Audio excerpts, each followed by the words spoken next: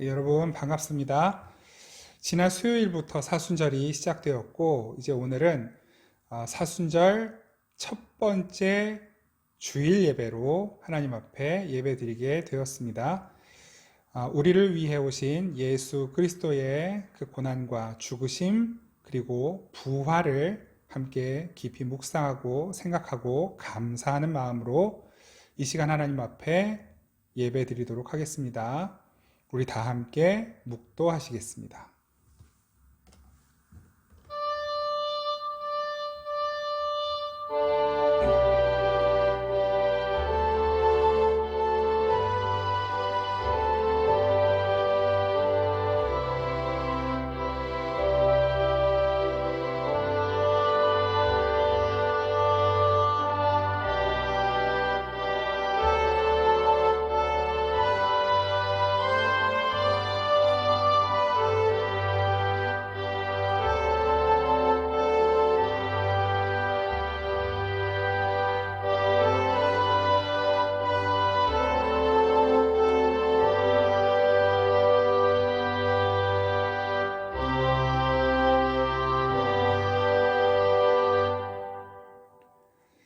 내가 무엇을 가지고 여호와 앞에 나아가며 높으신 하나님께 경배할까?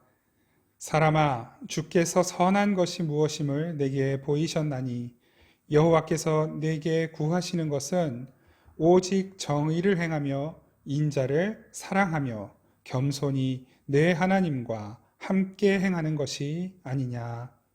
아멘. 우리를 불러주신 주님의 은혜를 감사하며 찬양합니다.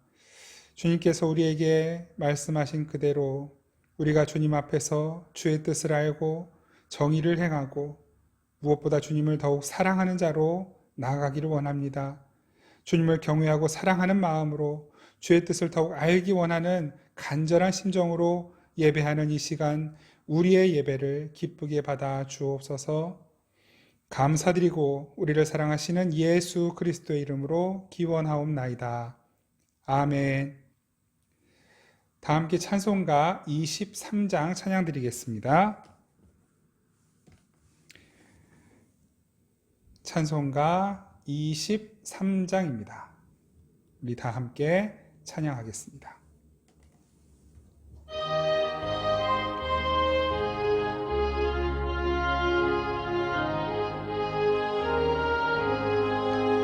만입이 내게 있으면 그 입 다 가지고 내 구주 주시는 종을 늘 찬송하겠네.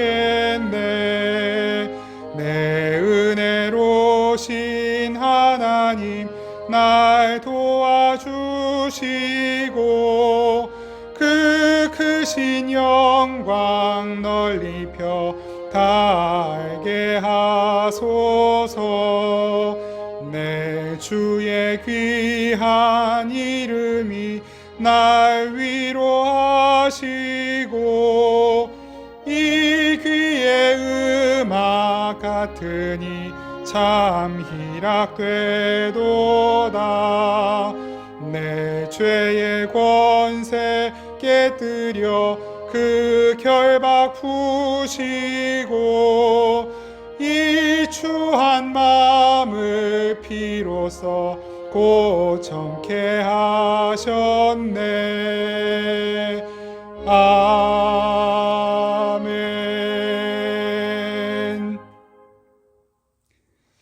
지난 한 주간 동안 우리들이 하나님 앞에 지었던 모든 죄와 허물을 침묵으로 고백하며 함께 기도하겠습니다.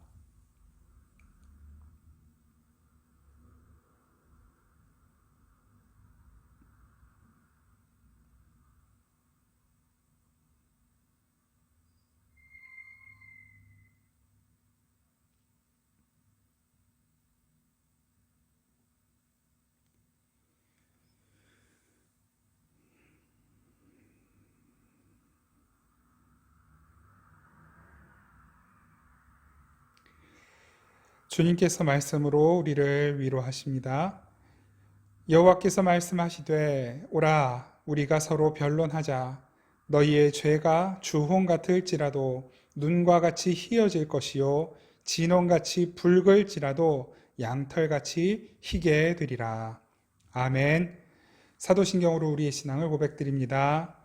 나는 전능하신 아버지 하나님 천지의 창조주를 믿습니다. 나는 그의 유일하신 아들 우리 주 예수 그리스도를 믿습니다. 그는 성령으로 잉태되어 동정녀 마리아에게서 나시고 본디오 빌라도에게 고난을 받아 십자가에 못 박혀 죽으시고 장사된 지 사흘 만에 죽은 자 가운데서 다시 살아나셨으며 하늘에 오르시어 전능하신 아버지 하나님 우편에 앉아 계시다가 거기로부터 살아있는 자와 죽은 자를 심판하러 오십니다. 나는 성령을 믿으며 거룩한 공교회와 성도의 교제와 죄를 용서받는 것과 몸의 부활과 영생을 믿습니다. 아멘. 다 함께 찬송가 337장 찬양드립니다. 찬송가 337장 찬양합니다.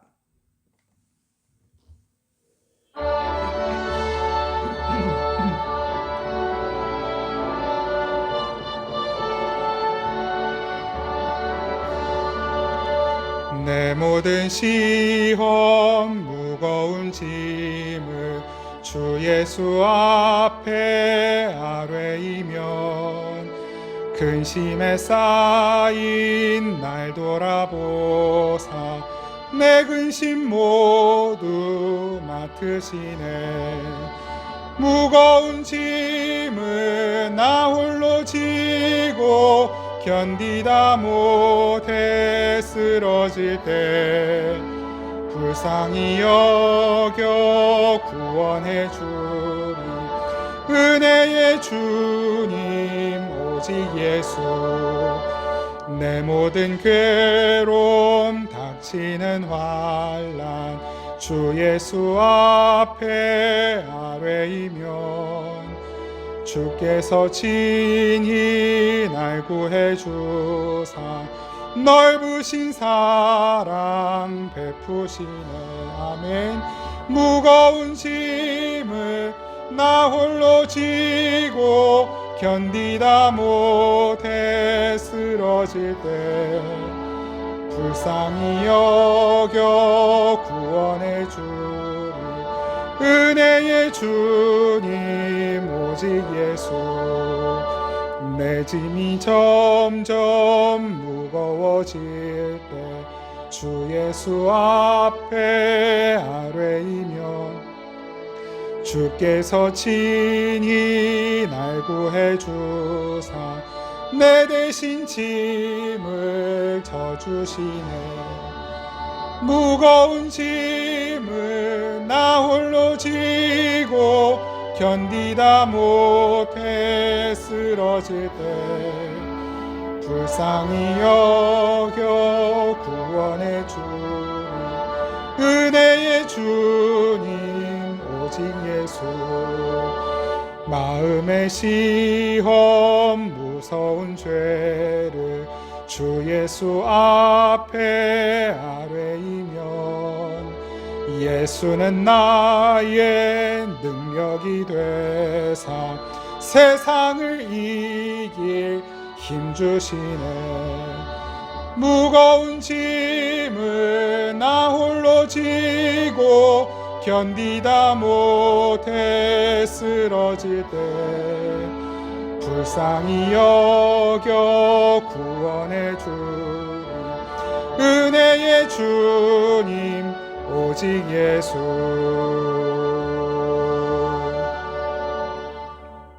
아멘. 우리 함께 기도드리겠습니다.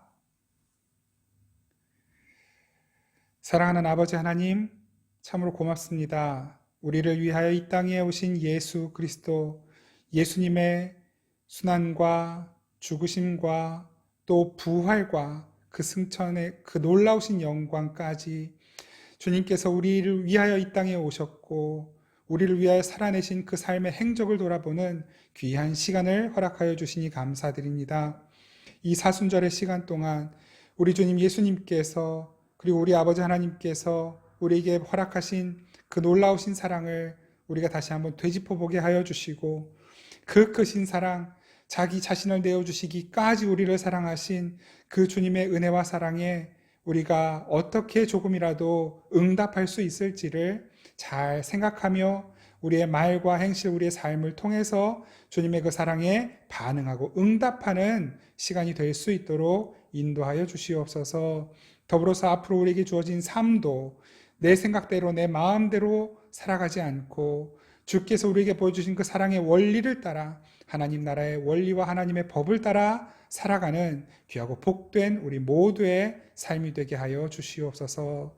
더불어서 지난날 우리의 삶 속에서 우리가 버려야 하는 습관들, 우리가 또한 끊어내야 하는 이 세상의 흔적들이 있다면 아버지 그것을 끊어내고 버리는 데에 아버지 이 40일 동안의 시간을 잘 활용할 수 있도록 도와주시고, 우리가 주님께로 더 가까이 나가려고 하는 이 몸부림 발버둥을 주께서 지지하여 주시고 지원하여 주셔서 더욱 주님과 친밀해지고 가까워지는 40일 동안 이 사순절의 기간이 될 수 있도록 은혜 베풀어 주옵소서.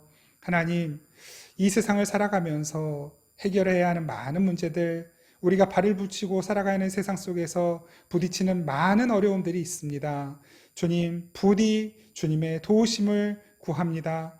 아버지 하나님, 우리 성도님들의 삶을 지원하여 주시옵소서.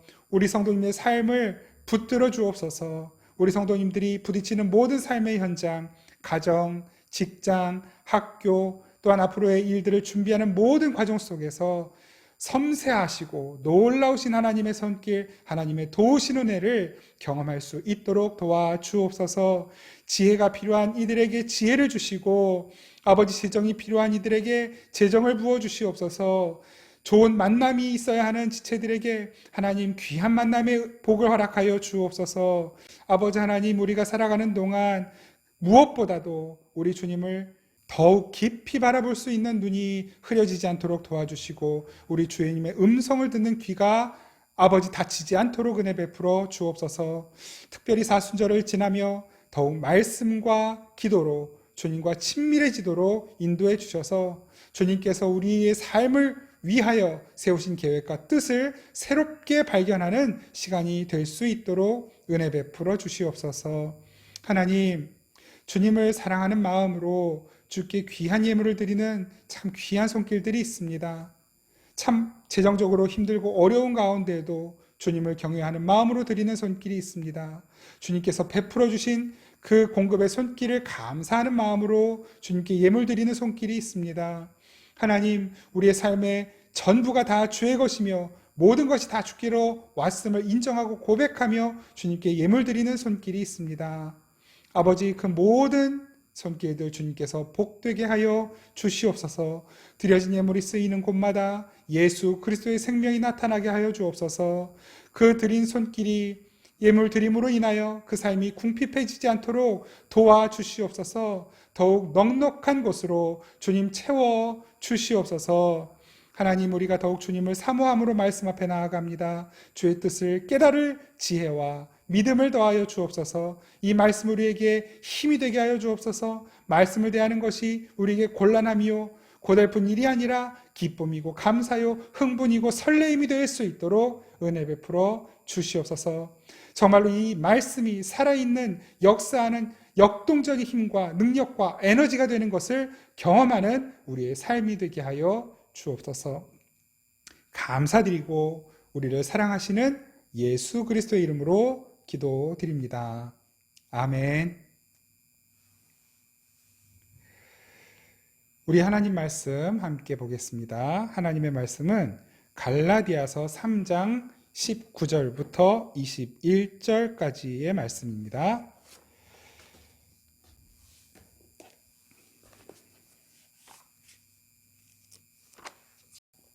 갈라디아서 3장 19절부터 21절까지의 말씀, 우리 다 찾으셨으면 하나님의 말씀 함께 받들어 읽겠습니다. 시작. 그런즉 율법은 무엇이냐? 범법함으로 더하여진 것이라. 천사들을 통하여 한 중보자의 손으로 베푸신 것인데 약속하신 자손이 오시기까지 있을 것이라. 그 중보자는 한 편만 위한 자가 아니나 하나님은 한 분이시니라. 그러면 율법이 하나님의 약속들과 반대되는 것이냐? 결코 그럴 수 없느니라. 만일 능히 살게 하는 율법을 주셨더라면 의가 반드시 율법으로 말미암아 쓰리라. 아멘. 오늘 사순절 첫째 주일에 우리 하나님께서 주신 본문 말씀을 가지고 알곡들의 노래라는 제목으로 말씀을 나누겠습니다. 교회에 관해 8번째 나눔의 시간이고요. 그리고 지난주에 이어서 율법에 대한 2번째 나눔을 갖도록 하겠습니다.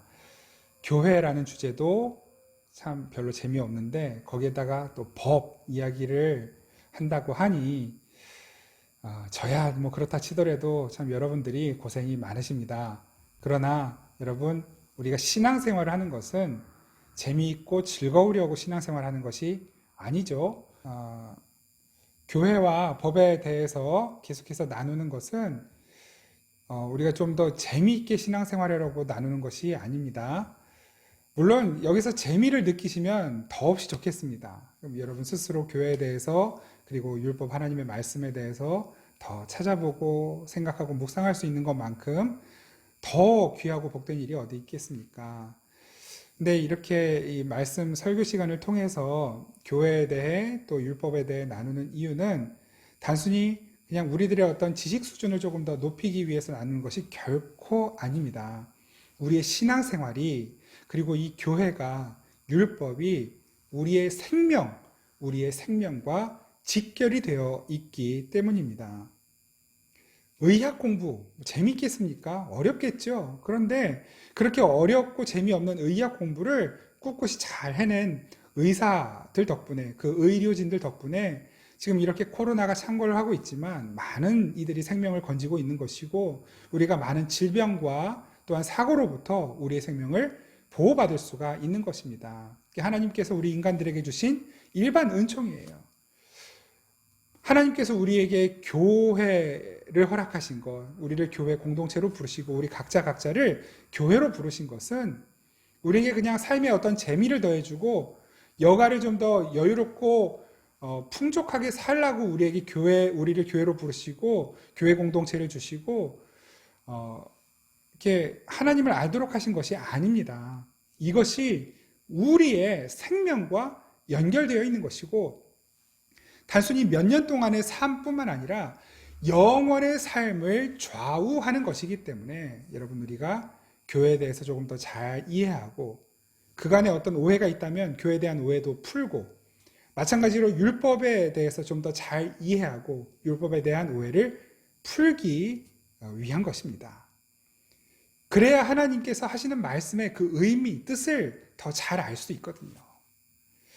잘못 이해하면, 우리가 대화 속에서도 그렇잖아요. 말 뜻을 잘못 이해하면 불필요한 오해가 생기고 때로는 관계가 틀어지기도 하죠. 예를 하나 들어보겠습니다. 제 초등학교 5학년 때 일인데요. 우리 학교 그때 선생님 이름도 기억나요. 이교희 선생님, 답심리 국민학교 5학년 7반 이교희 선생님. 그럼 연세가 많으신 분이셨어요. 좋은 분이셨습니다. 근데 이제 사투리를 쓰시는 거예요. 근데 우리가 잘 모르잖아요. 사투리 쓰시는 선생님의 표현을 서로 잘 모를 때니까 선생님이 어느 날 가서 이 쓰레기통 좀 부셔와라 말씀을 하시는 거예요.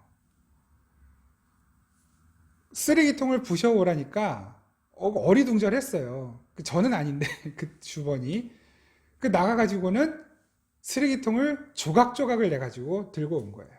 저도 그때는 선생님이 쓰레기통을 부셔와라 하는 말씀을 하시는데 그게 무슨 말인지 몰랐어요. 아마 같은 반에 있었던 우리 학생들 대부분 몰랐을 거예요. 근데 그 주번이 당연히 몰랐죠. 가서는 어떻게 해왔냐면 다 이제 쓰레기통을 박살을 내가지고 온 거예요. 선생님이 황당하기도 하고 화가 나셔가지고 막 꾸중을 하셨어요. 쓰레기통을 부셔오라는 것은 박살을 내오라는 말이 아니라 씻어오라는 말이다. 몰랐는데 어떻게 해요? 그런데 이제 뭐 그때 당시는 또 지금하고는 사뭇 분위기가 또 다르잖아요. 아주 혼쭐이 났죠. 그 이후로는 이제 우리 반 친구들은 부셔온다라는 말이 무슨 뜻인지를 알게 됐어요. 옛날 광고 중에 이런 광고가 있었던 게 기억이 납니다.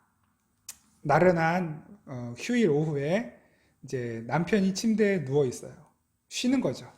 그 아내가 막 집안일을 하면서 남편에게 부탁을 해요.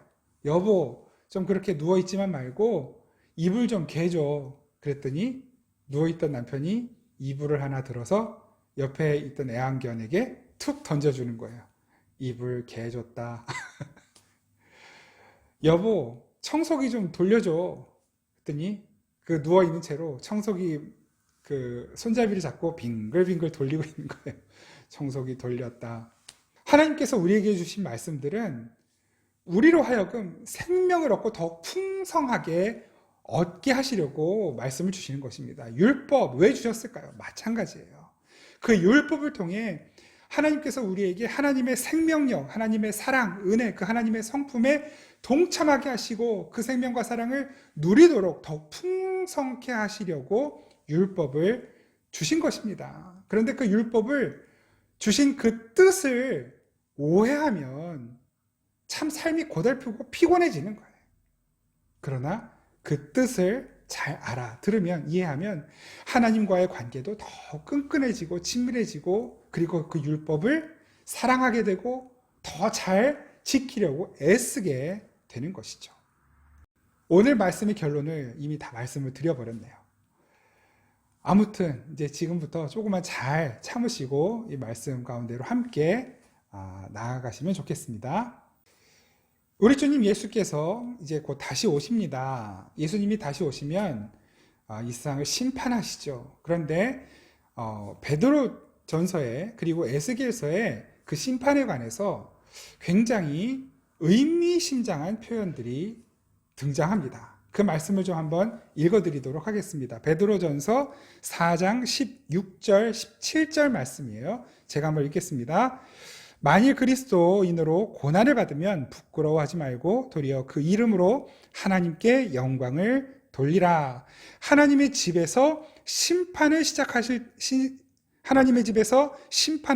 때가 되었나니 만일 우리에게 먼저 하면 하나님의 복음을 순종하지 아니하는 자들의 그 마지막은 어떠하며, 이렇게 말씀을 하십니다. 무슨 말씀입니까? 하나님께서 이제 심판을 하시는 거예요. 그리스도인들이 지금 고난을 받는 상황 가운데 있는데 예수님이 오셔서 심판하신다는 것이죠. 하나님의 심판이 이루어지는데 어디에서부터 이루어지는가? 하나님의 집. 이 말씀 당시에는 그 당시의 교회였겠죠.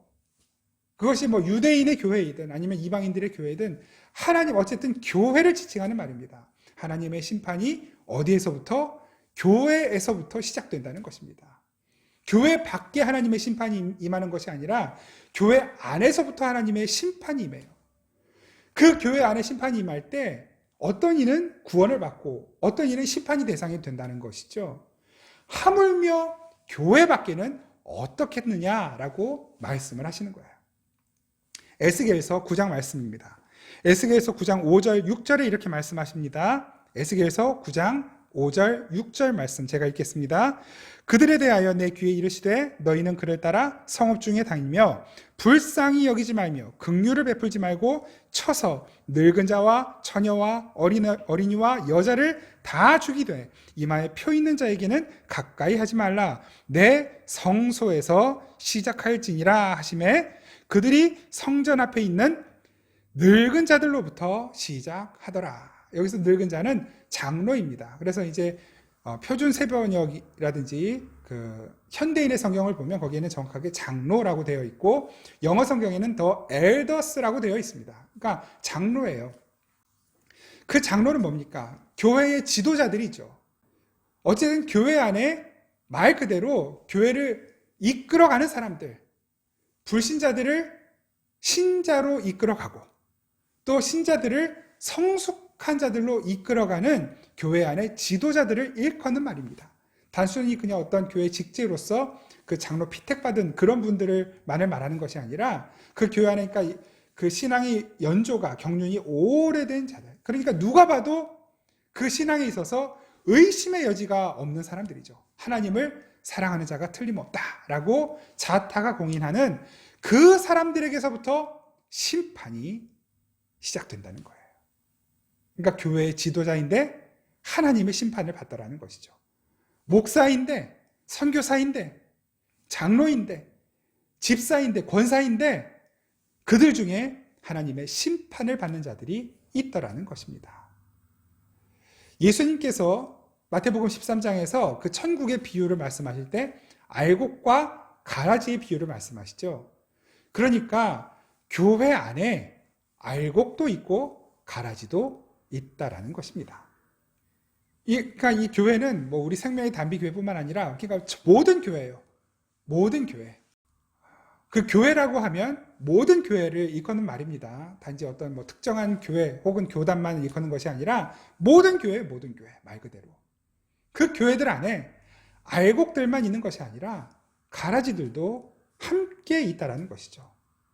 예수님께서 그 알곡과 가라지의 비유를 말씀하시면서 어떻게 결론 내리십니까? 놔두라는 것이에요. 그럼 누가 심판을 하겠다는 것이에요?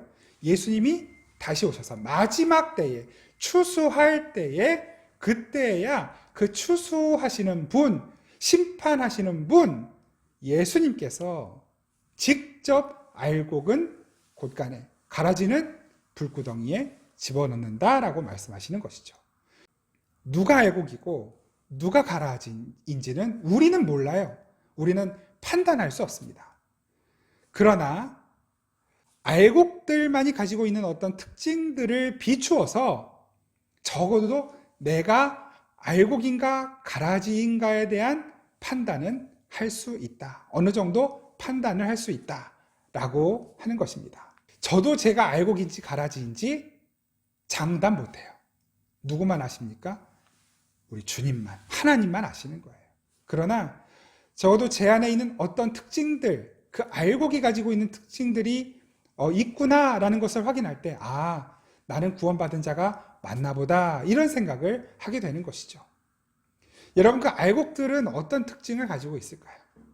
알곡들은 이처럼 내가 알곡인지 가라지인지를 늘 생각하면서 혹여라도 내가 가라지일까봐 어떻게 할까요? 근신하고 조심하고 겸손하게 됩니다. 가라지들은 어떤 줄 아십니까? 나는 당연히 알곡인 줄 알아요. 그래서 내가 기준이에요. 신앙생활에도 내가 기준, 하나님을 사랑하는 법에도 내가 기준. 이렇게 해야 복을 받고 이렇게 해야 구원을 받고 그것이 하나님의 말씀이 아니라 내가 기준이 되어 있어요. 그러니까 나의 기준을 따라서 나는 이미 뭐예요? 나는 알곡입니다. 그러니까 내가 가라지일 리가 없어. 우리가 어떤 일에 대해서 확신한다라고 했을 때 그 확신이 틀림없이 끝까지 유지되는 일들이 얼마나 있습니까? 내가 확신해서 선택한 것들이 끝까지 후회로 남지 않는 것들이 얼마나 있습니까? 내가 확신해서 선택한 직장, 내가 확신해서 선택한 학교, 내가 확신해서 선택한 만남, 결혼, 내가 확신해서 선택한 전공, 내가 확신했기 때문에 선택한 어떤 것들. 여러분, 그것이 끝까지 후회로 남지 않는 일들이 얼마나 있습니까? 그런데 나는 구원받았다라고 하는 확신, 이것이 나의 구원을 보증해 준다고요? 아닙니다. 절대로 아닙니다. 나의 구원은 나의 확신이 보증하는 것이 아니라 내 안에 계시는 예수 그리스도께서, 성령님께서 보증해 주시는 것입니다. 그러니까 어쩌면 우리는 알곡이라면 나 자신을 제일 경계해요. 나를 믿는 것이 아니라 예수님을 믿고 성령님을 믿고 말씀을 믿기 때문에 나를 경계하는 것입니다.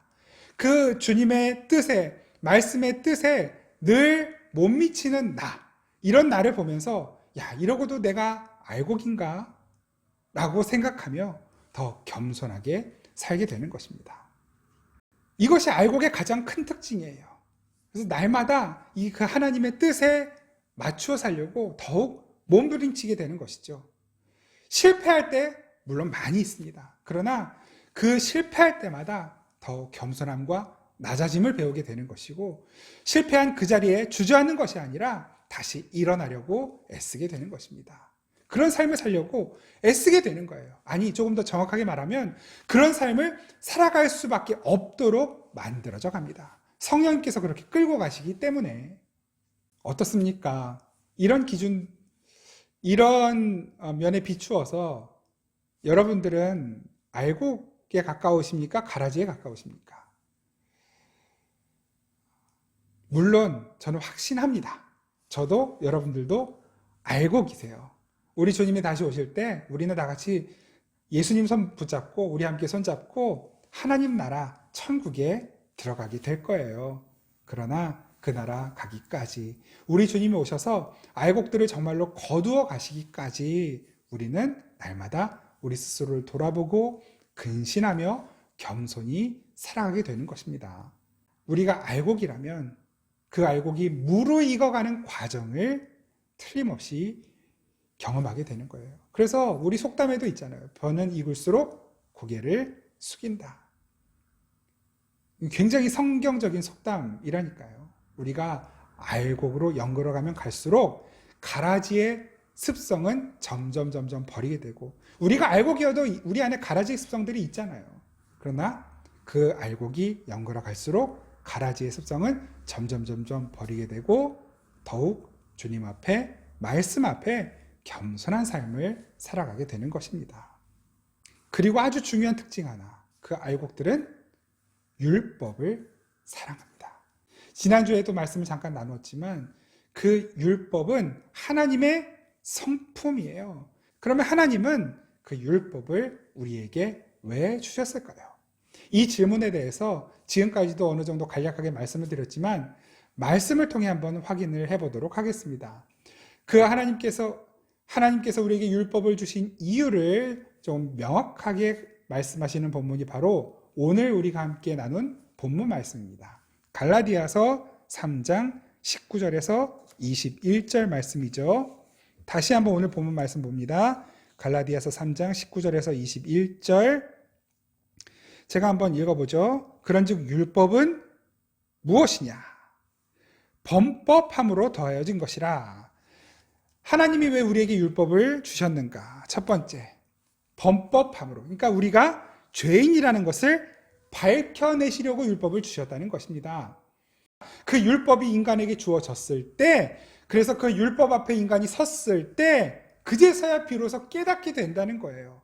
이 율법이 없을 때는 내가 죄인인지 모르고 살아요. 내가 가라지인데도 알곡인 줄 알고 산다는 거예요. 그런데 그 율법을 하나님께서 주셨더니, 그 율법 앞에 정직하게 섰더니 그 율법이 뭘 밝혀내냐면 내가 가라지라는 사실을 폭로시킨다는 것입니다. 내가 불가능한 죄인이라는 것을 폭로시킨다는 것이에요. 그래서 사도 바울이 이렇게 이야기를 합니다. 로마서 7장 7절에 이렇게 말씀합니다. 로마서 7장 7절 그런즉 우리가 무슨 말을 하리요? 율법이 죄냐? 그럴 수 없느니라. 율법으로 말미암지 않고는 내가 죄를 알지 못하였으니 곧 율법이 탐내지 말라 하지 아니하였더라면 내가 탐심을 알지 못하였으리라. 그 율법 앞에 섰더니 내 안에 있는 이 욕심, 이 탐심도 죄로구나 라는 것을 깨닫게 되었더라는 것이죠. 이처럼 율법은 저와 여러분들이 죄인이라는 것을 깨닫도록 도와주는 것입니다. 거울의 역할을 하는 것이에요. 그리고 하나님께서 이 율법을 또 왜 주셨는가 말씀하시죠. 19절 뒤에 계속해서 읽어봅니다. 천사들을 통하여 한 중보자의 손으로 베푸신 것인데, 여기서 중보자는 모세죠. 모세. 그러니까 그 이스라엘 백성들과 하나님을 연결해 주던 모세. 그래서 시내산에서 하나님의 율법 10계명을 받아서 백성들에게 이제 선포한 사람이죠. 약속하신 자손이 오시기까지 있을 것이라. 하나님이 그 율법을 이스라엘 백성들에게 그리고 우리 인간들에게 주신 이유는 약속하신 자손이 오신다라는 것을 알게 하시려고 주셨다는 것이에요. 그 율법이 있음으로 말미암아 하나님의 약속이 무엇이라는 것을 알게 하신다는 것이죠. 그 뒤에 말씀 보십시오. 그 중보자는 한 편만 위한 자가 아니라 하나님은 한 분이시니라. 그러면 율법이 하나님의 약속들과 반대되는 것이냐? 율법을 단지 너희들이 뭐 해라 하지 마라를 규정한 그냥 규범으로만 알았느냐? 그게 아니라는 거예요. 그 율법 그 자체가 곧 하나님의 약속이라고 말씀하시는 것이죠. 아니니라. 결코 그럴 수 없느니라. 이 율법은 하나님의 약속으로 주어진 것이다. 어떤 약속? 장차 누군가 올 것이라는 약속. 그 율법을 통하여 우리는 누군가가 우리에게 구원을 주기 위하여 오겠구나라는 것을 알게 될 거라는 거예요. 도대체 왜 어떻게 율법이 장차 누군가 오게 될 것이라는 약속이 될 수 있을까? 율법이 장차 오실 그분을 알게 해주는 약속이 됩니까? 바로 앞에 나와 있죠. 우리가 19절 읽었던 말씀. 그 율법이 뭘 드러낸다? 우리가 죄인이라는 것을 드러낸다. 죄인이라는 것이 드러났을 때는 어떻게 됩니까? 우리는 구원받을 수 없는 자라는 것이 드러나게 되는 것이죠. 율법은 그래서 주셨다는 거예요. 그거 하나하나 다 지켜봐라. 완전히 지켜봐라. 그러면 내가 너에게 구원을 줄게.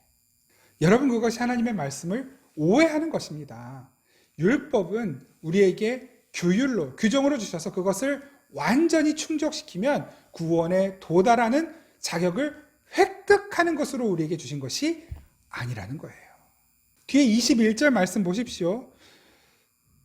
만일 능히 살게 하는 율법을 주셨더라면, 그래서 우리가 정말로 지켜낼 수 있는, 철저히 지켜낼 수 있는, 그래서 하나님이 요구하시는 수준에 도달할 수 있도록 우리에게 율법을 주셨더라면 의가 반드시 율법으로 말미암아 쓰리라. 우리는 그 율법을 지켜서 하나님이 주시는 의를 획득할 수 있었을 것이다. 그런데 어떻다는 것입니까? 그럴 수 없다라는 것이죠. 다시 말해서 율법은 그걸 잘 지켜서 우리의 의로움을 증명하는 수단으로 주신 것이 아니다. 그 말씀을 하고 계시는 거예요. 율법을 못 지키면 저주를 받는다. 맞는 말이지만 거기까지만 알면 오해인 것입니다. 그럼 어떻게 하는 것이 율법을 잘 이해하는 것입니까? 그 율법을 못 지켜서 저주를 받을 수밖에 없는 거기에서부터 출발하는 것이죠. 그 저주를 받을 수밖에 없는 나에게 하나님이 뭘 주셨어요? 제사를 주셨어요. 제사법을 주셔서 그 율법을 못 지켜서, 그래서 하나님 앞에 죄인이 될 때마다 내가 저주를 받아야 되는데 내 저주를 다른 제물에게, 희생 제물에게 떠넘기잖아요. 그래서 희생양이 되는 거예요. 희생 제물이 필요한 것입니다. 그래서 반드시 제사에는 희생 제물이 필요해요. 그 희생 제물에 피 흘림, 그 생명 값이 지불되어야만 죄가 해결되는 것입니다. 그래서 히브리서 10장 1절에서는 이렇게 말씀하시죠. 율법은 실체가 아니다. 단지 장차 나타날 좋은 것의 그림자이다. 율법과 제사법은 실체가 아니라 장차 나타날 것의 가장 좋은 것의 실체의 그림자. 그 실체가 무엇이었습니까? 예수 그리스도시잖아요. 그래서 그 율법의 종착지가 예수 그리스도인 것입니다. 율법은 그림자이고 그 율법의 그림자를 쫓아갔더니, 율법과 제사법이라는 그림자를 쫓아갔더니 뭐가 나타나요? 실체가 나타나는 거예요. 율법의 실체, 하나님의 사랑, 하나님의 성품의 결정판, 실체, 무엇? 예수 그리스도. 그래서 예수 그리스도를 율법의 마침이라고 말씀하시는 것입니다. 우리가 함께 지난주에도 잠깐 살펴봤죠. 그 율법, 어느 지점을 가리키고 있어요? 근데 그 어느 지점이 어디예요? 우리의 손으로, 우리의 눈으로 닿을 수 없는 어떤 곳. 그런데 마침 텔로스 뭡니까? 텔레폰, 텔레비전, 텔레스코프 뭐예요? 망원경. 우리 눈으로 볼 수 없는 먼 곳까지 볼 수 있게 해주는 그런 장치잖아요. 텔레폰, 멀리 있는 우리가 닿을 수 없는 사람과 연결되어 통할 수 있는 장치잖아요. 텔레비전, 우리가 볼 수 없는 어떤 것을 보이지 않는 어떤 다른 곳에 있는 것을 우리에게 화면으로 보여주는 것. 그게 텔레거든요. 거기서 나온 말이에요. 텔로스, 마침, 율법의 마침, 예수 그리스도가 우리의 손으로 닿을 수 없는 것, 우리의 시선이 닿을 수 없는 곳에 닿게 하셨다. 그 예수 그리스도가 우리의 율법의 마침으로 실체로 주어졌다. 그러면 어떻게 예수님은 율법의 마침이 되실 수 있었을까요? 갈라디아서 4장 4절 5절 말씀을 함께 보겠습니다. 갈라디아서 4장 4절 5절 말씀, 오늘 본문에 한 장 넘기시면 되겠죠? 같이 한번 읽어보시죠. 갈라디아 4장 4절 5절 시작. 때가 참에 하나님이 그 아들을 보내사 여자에게서 나게 하시고 율법 아래에 나게 하신 것은 율법 아래에 있는 자들을 속량하시고 우리로 아들의 명분을 얻게 하려 하심이라. 어떻게 예수님께서 율법의 마침이 되셨는가? 어떻게 우리가 우리 힘으로 닿을 수 없는 그 하나님의 기준, 하나님의 성품에 도달하게 하셨는가? 오늘 본문 말씀, 오늘 그 갈라디아 4장 4절 5절 말씀에 이렇게 말씀하시는 것입니다. 그 아들을 보내셨다. 하나님이 그 아들을 보내셨다. 그런데 여자에게서 나게 하셨다. 그리고 중요한 말씀입니다. 율법 아래에 나게 하셨다. 율법 아래에 나게 하셨다.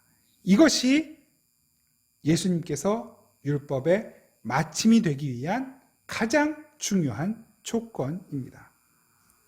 율법 아래에서 나셨기 때문에 율법 아래에 있는 자들을 속량하실 수 있었다.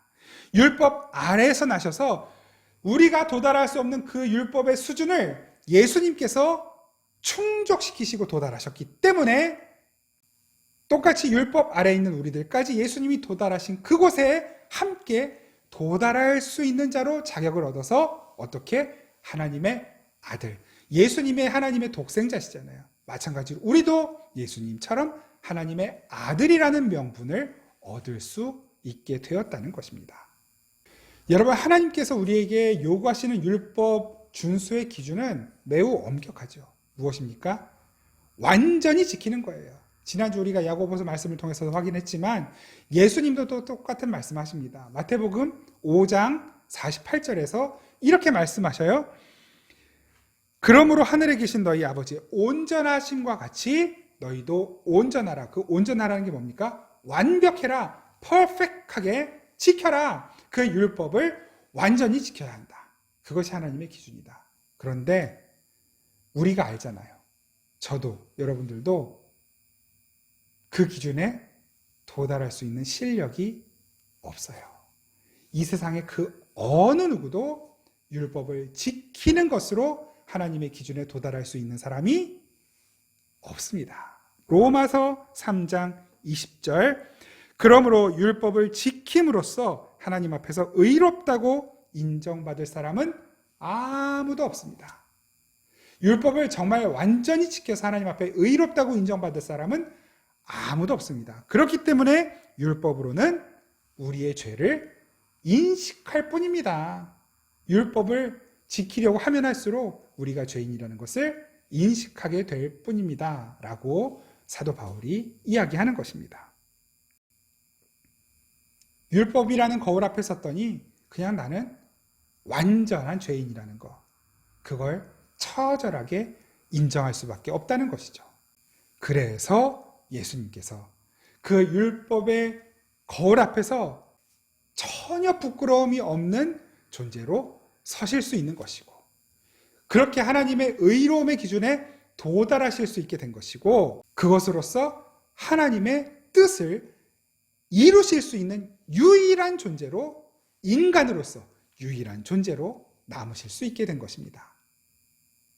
그렇게 인간이 구원에 이를 수 있는, 하나님에게 이를 수 있는, 하나님께 닿을 수 있는 통로가 열리게 된 것입니다. 그러면 우리는 어떻게 그 통로를 통해서 하나님께 닿게 된 것일까? 여기에서 아주 중요한 말씀이 나옵니다. 로마서 6장 3절 말씀 우리 한번 찾아보겠습니다. 로마서 6장 3절 말씀. 너무너무 중요한 말씀입니다. 로마서 6장 3절 별표 한 100개쯤 해놓으십시오. 로마서 6장 3절 찾으셨으면 우리 함께 읽겠습니다. 시작. 무릇 그리스도 예수와 합하여 세례를 받은 우리는 그의 죽으심과 합하여 세례를 받은 줄을 알지 못하느냐. 합하여 뭡니까? 연합하여. 우리가 예수 그리스도와 연합되었다는 거예요. 근데 그 연합의 증표가 뭡니까? 세례라는 것이죠. 그래서 세례가 너무너무 중요한 것입니다. 우리가 세례받는 이유가 거기 있는 것이에요. 우리 힘으로는 율법을 지켜내서 하나님께서 요구하시는 수준에 도달할 수 없습니다. 그런데 인간으로서 그 하나님의 수준에 도달하신 유일한 분이 있습니다. 예수 그리스도이십니다. 그 예수께서 하나님의 수준에 도달하셔서 하나님의 아들이 되시고 그 구원과 생명을 누리실 수 있는 자격을 인간으로서, 인간이신 예수님이 그 자격을 얻으시게 된 것처럼 이제 나도 그 수준에 도달할 수 없는 내가 예수 그리스도와 연합하여 그 수준에 도달할 수 있게 되었음을 믿습니다. 그걸 인정하고 몸으로 경험하는 시간이 세례의 시간인 것입니다. 여러분, 예수님께서 어떻게 율법 아래 있다라는 것을 스스로 증명하셨습니까? 죄인들이 받으시는 세례를 받으셨잖아요. 세례 요한이 요단강에서 베풀던 세례는 무슨 세례였어요? 죄를 인정하게 하는 세례. 자기가 죄인이라는 것을 인정하게 하는 세례였잖아요. 그래서 예수님께서 세례 요한에게 세례를 받으시려고 하실 때 세례 요한이 극구 사양했던 것입니다. 어떻게 당신이 나에게 세례를 받으십니까? 내가 당신에게 세례를 받아야 합니다. 근데 예수님이 뭐라 말씀하셔요? 아니다. 네가 베푸는 세례를 내가 받아야만 하나님의 뜻이 이루어진다. 예수님이 죄를 지으셔서 죄인이 되신 것이 아니라 죄인들이 받는 그 세례를 받으심으로 죄인이 되셨고 율법 아래에 오셨다는 것을 보여주신 것입니다. 마찬가지로 이제 율법 아래에서 죄인 되셔서 이제는 그 율법을 완전히 지켜내심으로 율법 위 하나님이 요구하시는 기준의 그 수준에 도달하신 예수님처럼 되는 방법은 딱 한 가지밖에 없는 거예요. 우리도 열심히 율법을 지켜서 되는 것이 아니라 그 율법을 지켜내신 예수님의 세례를 받는 것입니다. 성령님의 세례를 받는 것이에요.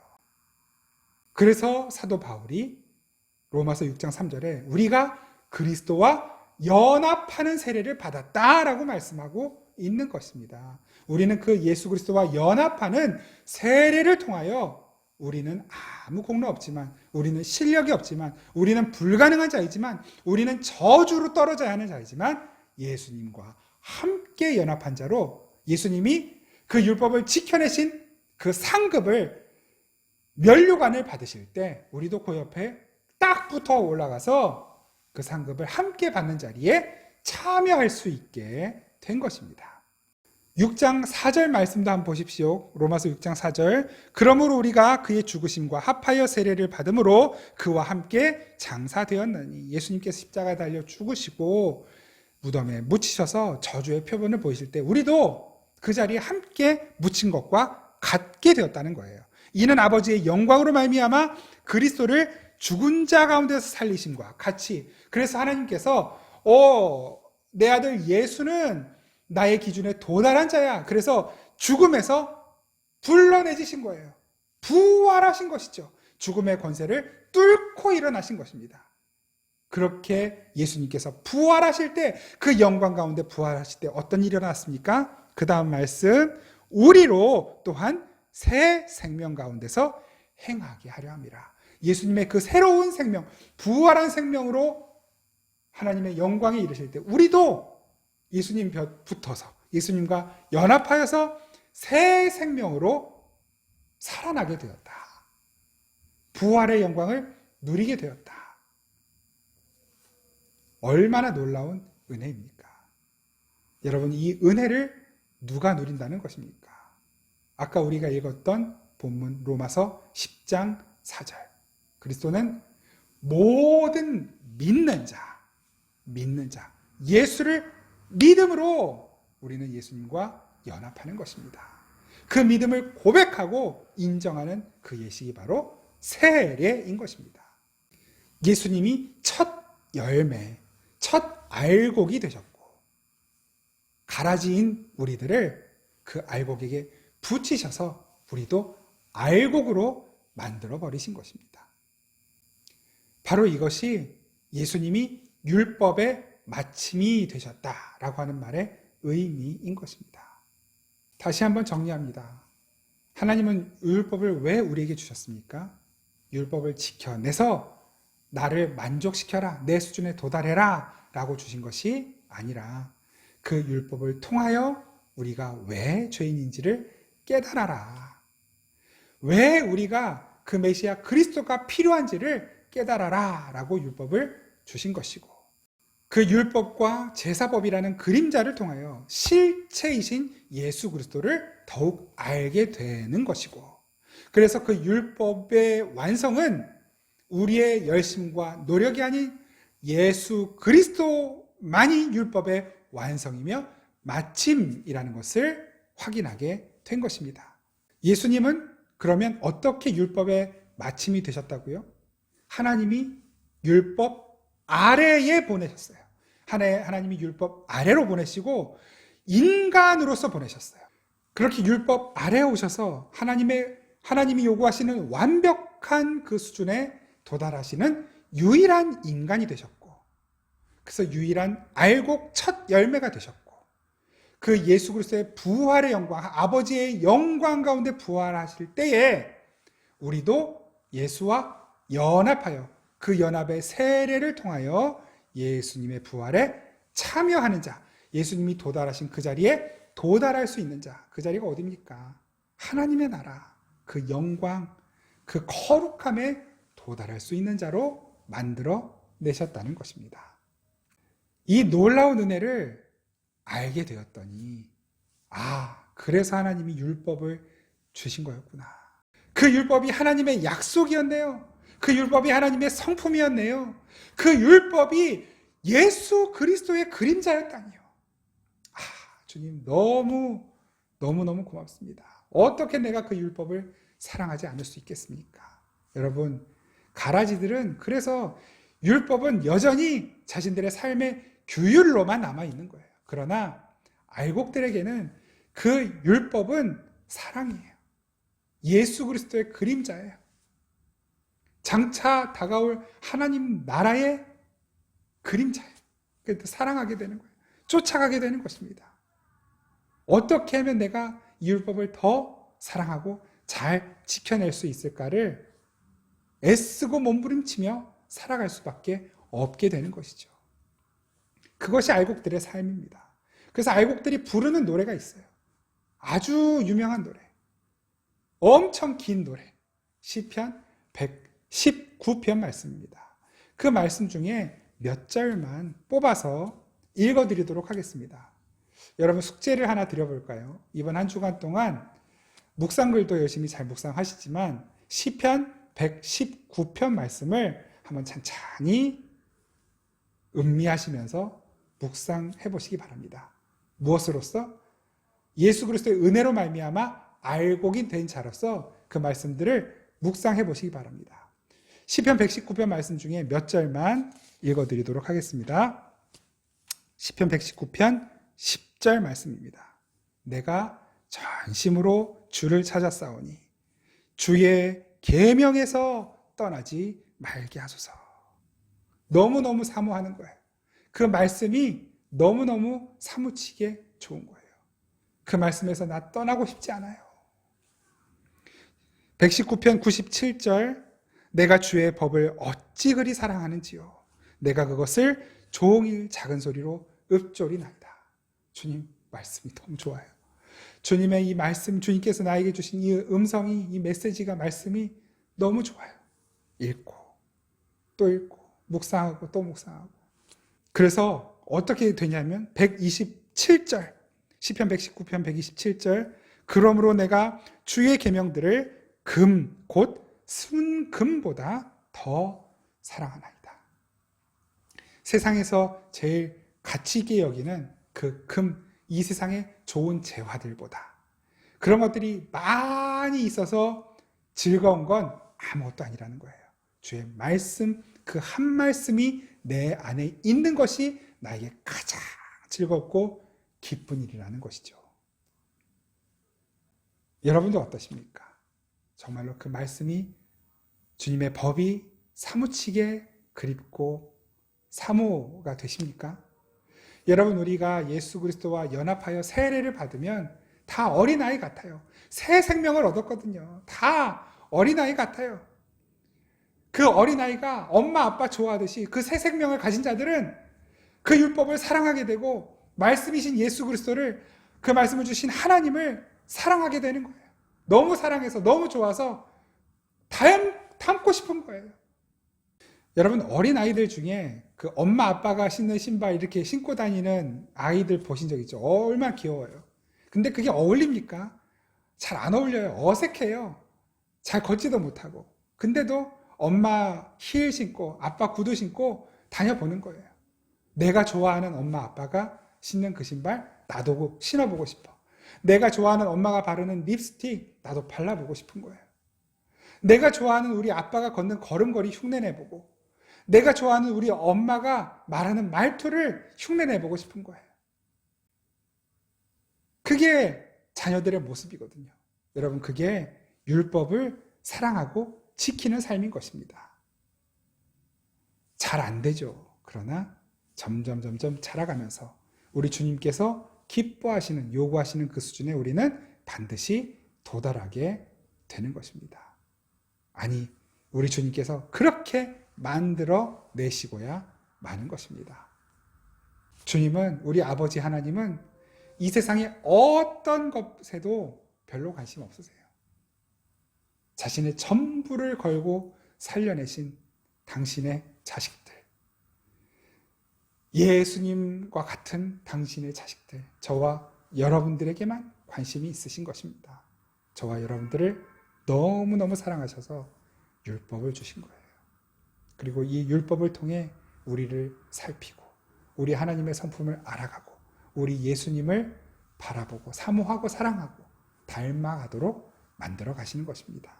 그래서 우리는 율법을 더 사랑하게 되고, 잘 안 돼도 율법을 지키려고, 우리 아버지 형상이기 때문에, 우리가 사랑하는 예수님의 삶이었기 때문에 그걸 따라가려고 몸부림치며 살게 되는 것입니다.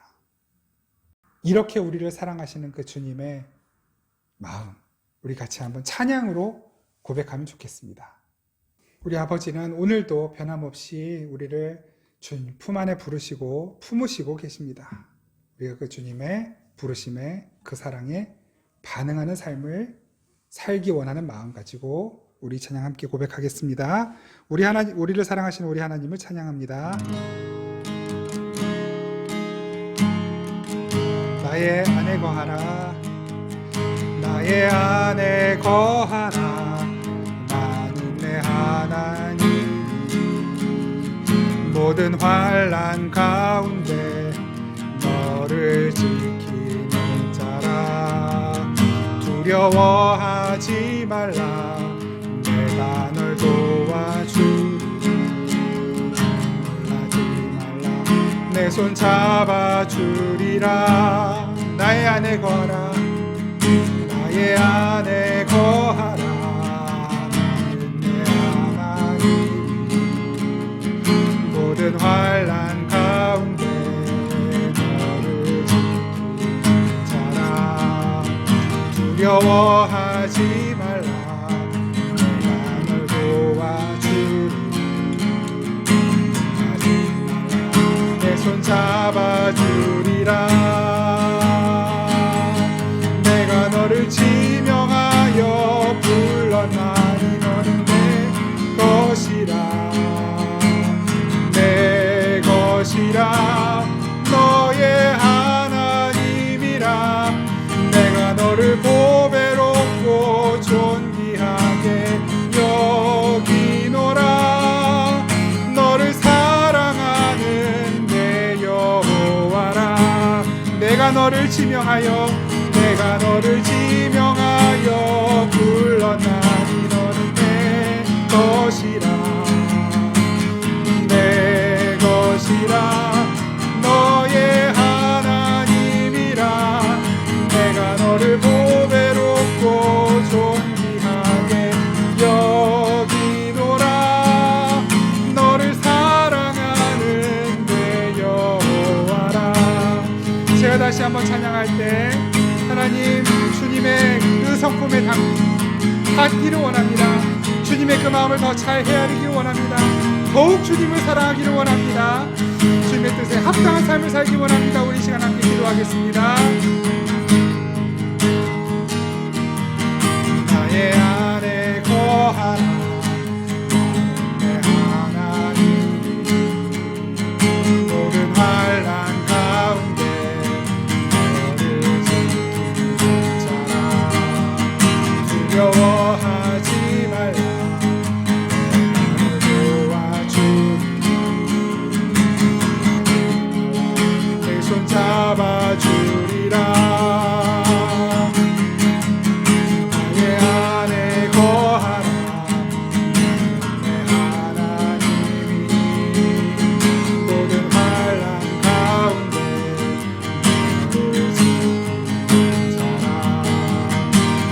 두려워하지 말라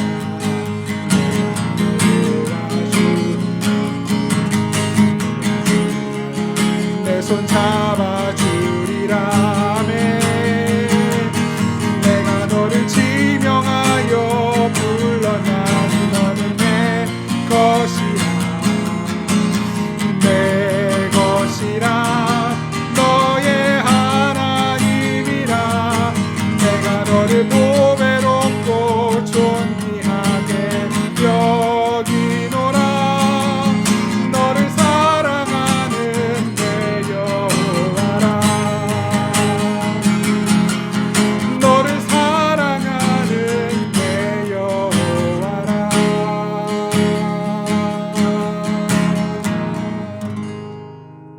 아멘.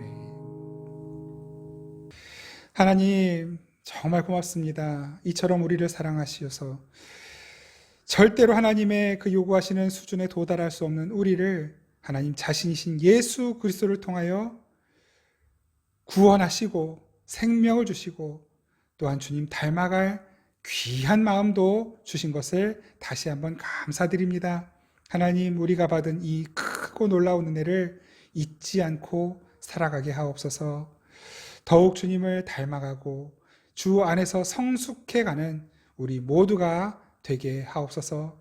그러므로 말미암아 그 주님의 성품과 그 사랑, 그 마음을, 그 거룩함을 우리 이웃에게, 주변에게, 가정 안에서, 직장에서 이 세상을 향하여 흘려보내는 주님의 아들, 딸들이 되게 하옵소서. 예수 그리스도의 이름으로 기도드립니다. 아멘. 이제는 우리 주 예수 그리스도의 그 놀라우신 은혜와 그 아들을 우리에게 내어 주시기까지 우리를 사랑하시는 우리 아버지 하나님의 사랑과 지금도 우리와 함께 계시고 우리와 교통하시며 우리로 하여금 하나님의 거룩하심을 닮아가도록 인도하시는 성령님의 도우시는 은혜가 다시 한번 이 세상 가운데에서 주님 닮겠노라, 주님 따르겠노라 다짐하고 세상으로 나아가는 우리 생명의 단비 교회 모든 성도들과 이 땅의 모든 교회들 가운데 항상 함께 계시기를 간절히 축원하옵나이다. 아멘.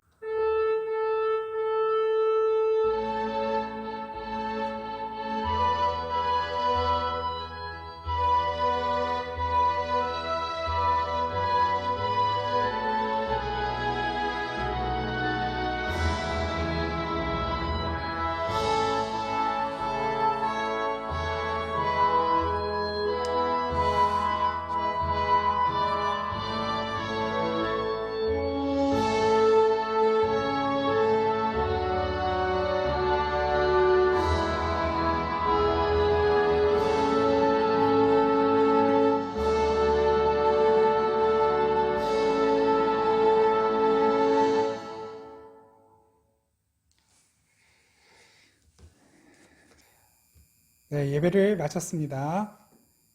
사순절이 시작되었습니다. 오늘은 사순절 첫 번째 주일입니다. 올해 부활주일은 4월 4일입니다. 그 부활주일날 우리는 아주 특별한 시간을 가지려고 합니다. 우리 교회 이제 창립 이후 첫 세례자가 나오게 되었습니다. 그날 우리 세례를 베풀기 위해서 이제 두 번의 공부를 진행합니다. 3월 21일, 3월 28일 두 주간에 걸쳐서 공부를 진행하는데요.